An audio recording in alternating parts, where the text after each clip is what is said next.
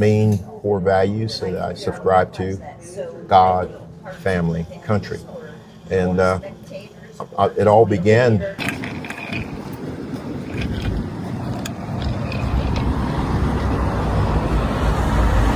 I grew up in a place just off of County Line Road, and I guess that would be the eastern end of Dorchester County, the far eastern end, and went to Summerville High School, and went there from start to finish, and got an excellent opportunity to participate in the football program there at Summerville. Played for legendary coach John McKissick. I'm really proud of that. I was also a member of their Summerville High Navy JROTC, and I was the executive officer, the executive commander of that particular unit at that particular time. Didn't realize that it would serve me well in the future, but it really did. My career in high school ball, we were fortunate enough to win a couple of state championships there at Summerville. And I was blessed to get a football scholarship to Western Carolina University. Played there a couple of years and then transferred and finished up at SC State, where I was able to get my commission in the United States military as a military officer in the United States Army. And realized that those lessons learned coming up as a commissioned officer and also just growing up in this environment. I did a little time there in the Army and came back in the early 90s and went to work for Sheriff J.C. Woodbury. And he was the elected sheriff that hired me. Major Ernest Moultrie interviewed me, Sheriff Woodbury and him, and they decided to give this Dorchester County country boy an opportunity to become a deputy sheriff. Let me stop you there. What drew you to that? I think the comparison, the paramilitary comparison, the rank structure, the actual structure of working in a law enforcement agency, and honestly, I didn't know the amount of service involved with law enforcement until I started working in law enforcement. But that was a pleasant surprise for me because I was raised to really get along with people, that the church was an important part of our lives, and just working with and being a part of the community was important. Was an important part of our life. Like I said, growing up here in Summerville, everything shut down whenever we played ball. Everybody supported the team. It seemed at that particular time like Summerville was moving in one direction, and that was support the Summerville Green League. And what a blessing and a real thrill it was to be a part of that.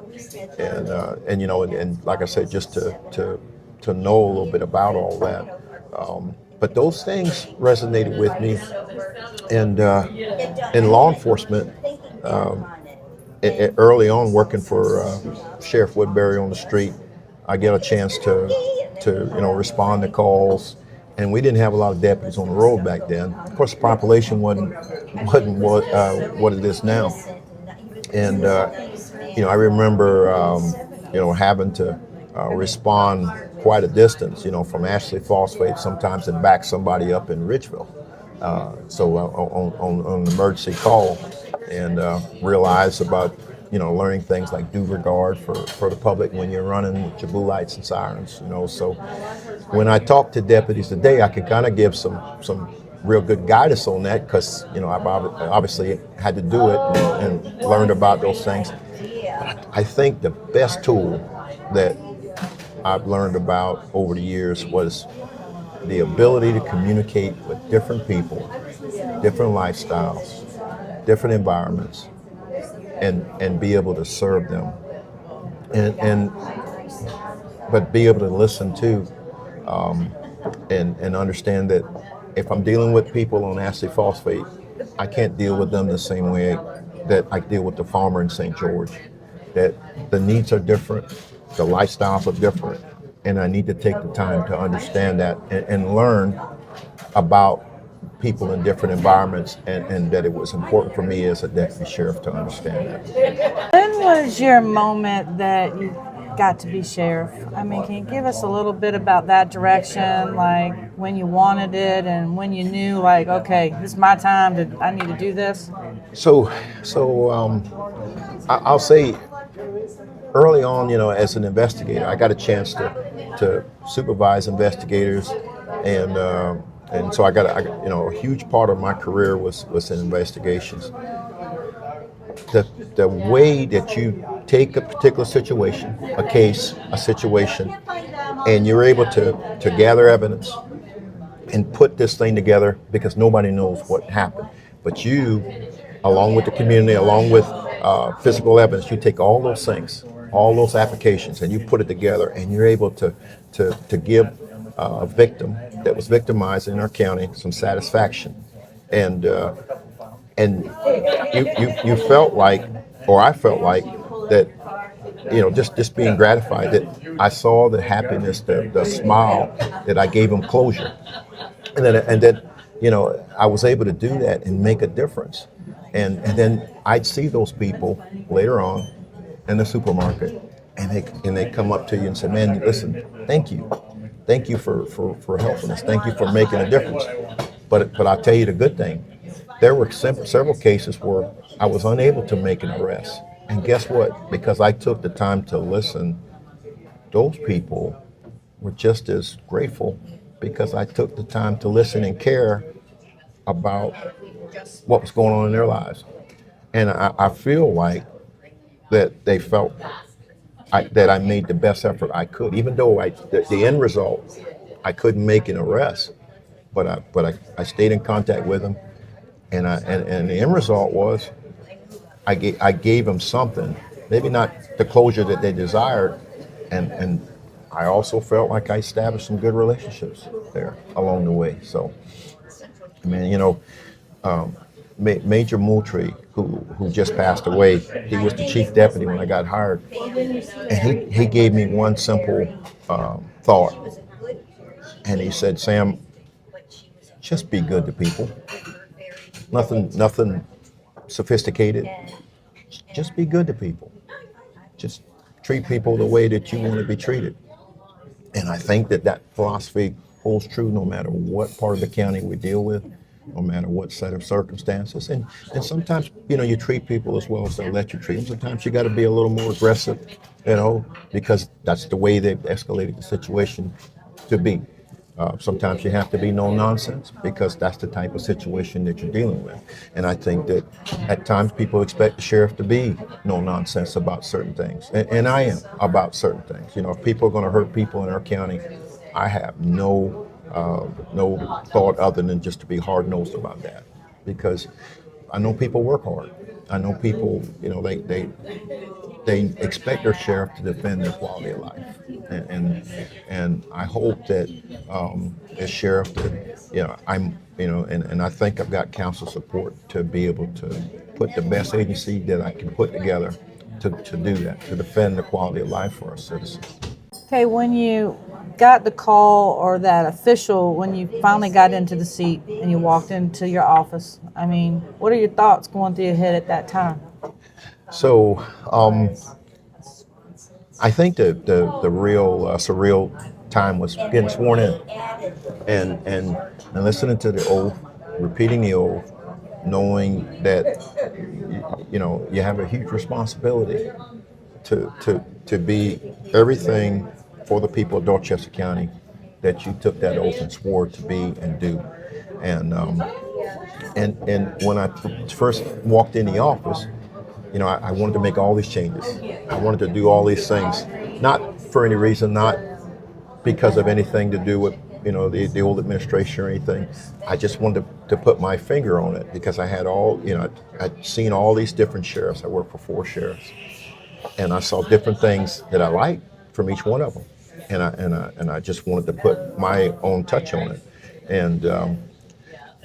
but like I said, I value the lessons that I learned from each one of them, but I wanted to do it all at once, my chief deputy, Bruce Owens, he's a good friend of mine, but he's a lot older than me. He was the former chief of Summerville. And he said, Sheriff, he said, listen, you got to slow it down. You're burning it at both ends, and you're going to fizzle out. And so, I stepped back, and I'm glad I had a guy that kind of could kind of keep me keep things in proper context and say, hey, you can't, you can't build it all in one day. And to understand that we're going to have some success stories, and we're going to have some failures too, and that everything you aspire to do, it may work out, and it may not, but be resolute in your vision to keep plugging forward with what you want to do. And so that's helpful.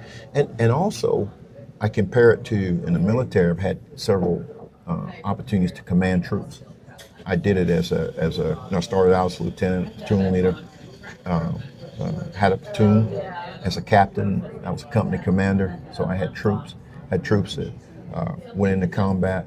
I as a lieutenant colonel, I commanded a unit and got a chance to work in a brigade as a chief staff. So when I took over those particular assignments, what I learned was to not go in and make wholesale changes right away, to just see the flow of things and then document whatever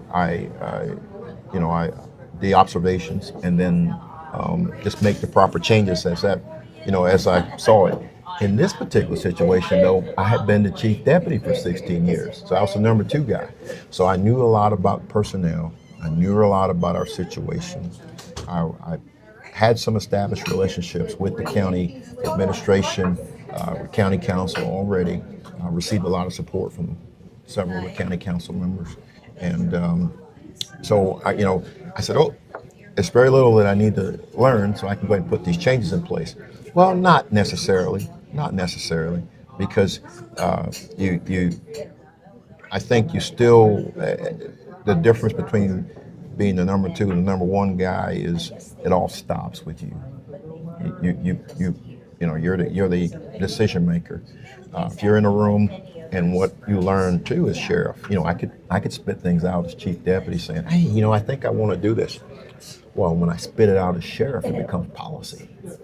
So I have to kind of be reserved in things that I say to people, because they'd say, well, the sheriff said this, or sheriff wants to do this, and maybe it's not something I wanted to do, but maybe just tossing it around. So I realized that that's the big difference. Because this is a big role you play. I mean, the whole community is got their faith in you, and then they expect you to protect them and to be there for them. And then, but not only that, I mean, then you got the younger generation that all the kids are looking up to you, and well, that's got to be something there too. So let me tell you a story about that. So as a young kid growing up in school here.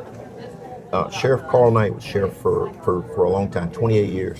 I got a chance to see several of his deputies, going around the school for different things, and several of the guys that I kind of really wanted to look up to, sharp in uniform. Oh man, and what they did, and I don't know if that's something that they emphasized back then, but these guys took the time to speak to me, tell me a little bit about what it was like, being a deputy sheriff, and I began to understand that having that star was really important.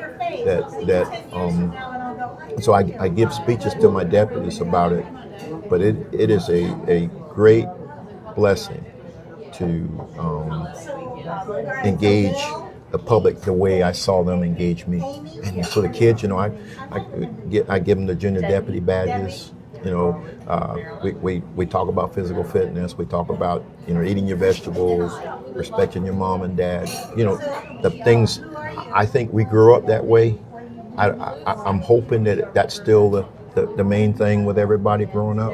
But I'd like to emphasize those things. So if I swear a youngster in as a junior deputy, I challenge them, hey, eat your vegetables if you're going to be a good junior deputy for me. Listen to your parents, be respectful, and make good grades in school. And so those three things are important when I talk to a young person, and I'm hoping that they look at that the way I looked at it. That the sheriff or the deputy, the deputy sheriff took the time to talk to me. I remember that, and Lord knows that's a long time ago. But it stuck with you. It really stuck with me. What are those difficult challenges, Sheriff, that you're facing right now? So I'll tell you, it's our growth in the county, and having the manpower to be innovative, to stay ahead, manpower, equipment, having those things, having the ability to be good, respond to good calls for service, but where we're getting there in time. And even, I could have the area plastered with deputies. If we don't continue to look at our situations with our roads in comparison to how many people we got living here, this is a great county. We're safe here in this county, so that's why it's a bedroom community. In that same respect, though, we got a lot of people living here. And so what that means is our demands for service increase. I can't leave out that in a direct correlation to having many more people here, our jail population. We built our facility in 2016, new jail, and Sheriff Knight did a great job with it. It was a state-of-the-art facility.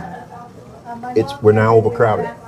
So I'm in the middle with several studies with council, or in terms of utilizing architectural firms to give us the best opportunity to expand the jail.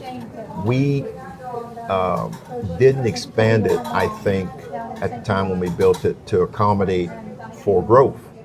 And I think that if you talk to most sheriffs that operate a detention center, they'll tell you that a direct correlation of the size of the jail has a lot to do with the population of their county.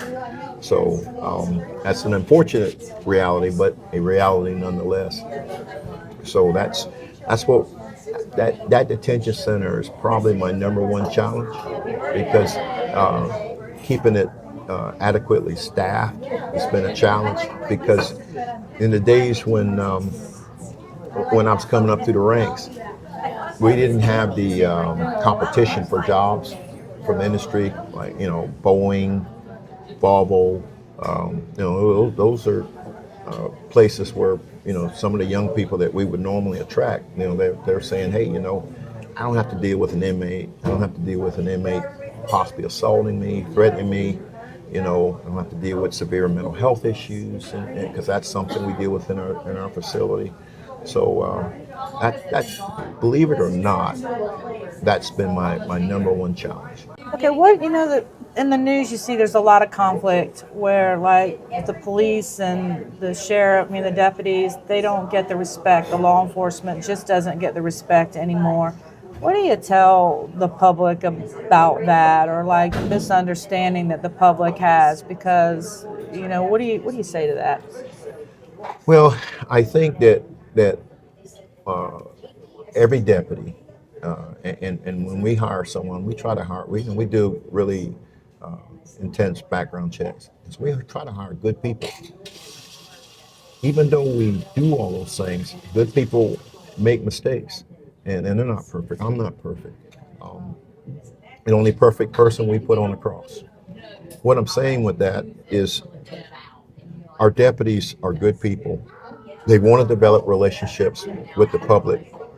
When you see those stories on television about someone that crossed the line with use of force or things like that, I have good officers in our professional standards office, and they hold people accountable. And I've tried to do that as sheriff. That's not the most popular thing to do, but what I'm trying to always do is have the public's trust that if somebody, we've got a saying in my office, even inside of the office, you do the crime, you do the time. Meaning, if you violate policy, we hold you accountable. That's not the part of the job that I enjoy, but I know that's the part that we need to have. because that's the expectation from the public. You know, I'm thinking though, like, okay, so you could have the best staff, the best guys and the girls on the street, and they're trained extremely well, but then they're going up against people that don't respect the law enforcement. How do you think we can get that back? Little things like we're trying to do, little steps. I think it starts early. I think Sam Richardson going to schools, deputy sheriffs going to schools, police officers going to schools, attend some HOA meetings, crime watch meetings, meet people where they are, and that trust, as I alluded to early in my life, that trust. I'm hoping that at an event, maybe third Thursday, with some little one that I walk up to, where I give them a junior deputy badge, or I introduce myself and I said, man, I'm always open to you coming by to see me.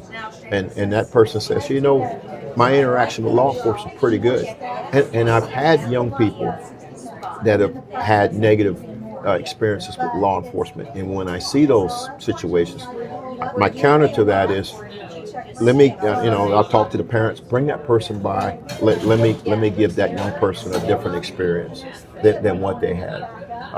Maybe they witnessed an adult that was arrested. Maybe it was something where it was a pretty intense situation. Well, when I find out about things like that, I try to counter it with a positive experience. And I'd like to challenge every police officer, every deputy sheriff to do the same thing. That this badge, this thing, it is not power, it is privilege, it is service. And we are servants. We are peace officers. Our job is to make a difference in the quality of life of our citizens. And you need to be humble. It is not a power, it is a responsibility. And I tell all my deputies that. And that is how you make the difference. That is how you break that barrier. Is you prove to them that it is a responsibility to serve them. What's the future look like for the department? I think that we're we've got a young staff. So I think, my goal is to get them all as many aspects of leadership training as possible, and develop them to the point where they're ready to take my job. And I think that I'm not a good leader unless I prepare them for that. So, the confidence should come that if I'm not well, if I'm sick, I've got several leaders in that agency that understand the right way to run that agency, and my job is to prepare somebody for that. Obviously, I'm a place keeper in this office, but I want to do the best that I can for the people while we're here, and I think we've got a great future. I think that what we've got on council, I think everyone that ran used public safety as a platform. So obviously, my expectation is that they understand that that's a huge part of the quality of life for the citizens of Dorchester County. So, my goal is to have the premier law enforcement agency in South Carolina. That's the goal. That's of mine while I'm here, and I'm going to keep moving and striving for that particular goal. And we're going to have some community programs in place where we bridge the gap with our community. And I always say this, and it's a true statement: we're only as strong of a law enforcement agency as our relationship is with our citizens here. So if we've got a great relationship, we're going to be a powerful agency. If we're not effective in that regard, we're not going to be an effective agency. So. Well, I appreciate your time today. Yes, Is ma'am. there anything that you would like to add or just tell the community right now? I think that a lot of, first of all, I want to thank the community. I think that during my first 2 years as sheriff, I've received nothing but support and good responses from different areas of our community. And as we continue to grow as a county, we're going to continue to ask for that support and understanding. And I want to continue to work with you and develop these relationships. And together, we'll make Dorchester County the best it can be. Well, with that, I really appreciate your time, really, truly. Okay, so me and him, we're out of here. We'll see you later. Bye. Bye.